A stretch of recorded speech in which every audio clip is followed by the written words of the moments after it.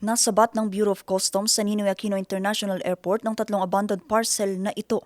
Nang buksan, naglalaman pala ito ng shabu at ecstasy. Nadiskubre yan sa isinagawang operasyon noong March 2 sa pakikipagtulungan ng iba't ibang ahensya ng pamahalaan, kabilang ang Philippine Drug Enforcement Agency, Philippine National Police Aviation Security Group, National Bureau of Investigation, Bureau of Immigration at Airport Police Department.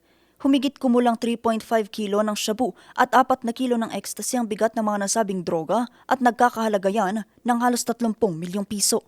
Ang mga droga isinilid sa idineklarang garden sculpture mula ito sa Berlin, Germany at nakatakdang i-deliver sa isang individual sa Pasig City. Samantala, isa pang parcel na idineklarang vehicle air filters ay nagmula naman sa Lusaka, Zambia at nakatakdang i-deliver sa Dasmariñas, Cavite. Sa loob nito natagpuan ang 4 na cylindrical air filters na nakabalot sa carbon paper at masking tape na may laman na pinaghinalaang shabu.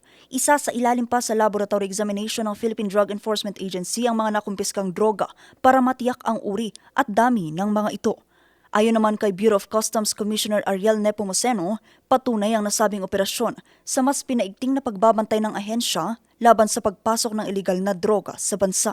3 drug suspect naman ang natimbog ng mga otoridad sa Barangay Tapulua, Bataan kahapon, pasado alas 4:40 ng hapon. Ito'y sa ikinasang buy-bust operation.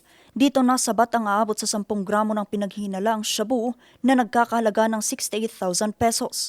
Ang mga suspect ay kinilala bilang sina alias Kaloy, 35 anyos, alias Nilo, 24 anyos at alias Nelly, 40 anyos. Bukod sa mga iligal na droga na samsam rin sa kanila, ang iba't ibang mga drug paraphernalia kasama na rin ang ginamit na buy-bust money. Samantala, hindi na nakapalagpas sa mga otoridad ang 37 anyos na lalaking ito. Ito'y matapos siyang mahulihan ng 2 pakete ng pinaghinalaang shabu sa ikinasang buy-bust operation sa Barangay Batagla, Trinidad, Benguet kahapon, March 5. Nakuha sa kanya ang aabot sa 1 gramo ng droga na may standard drug price na 6,664 pesos.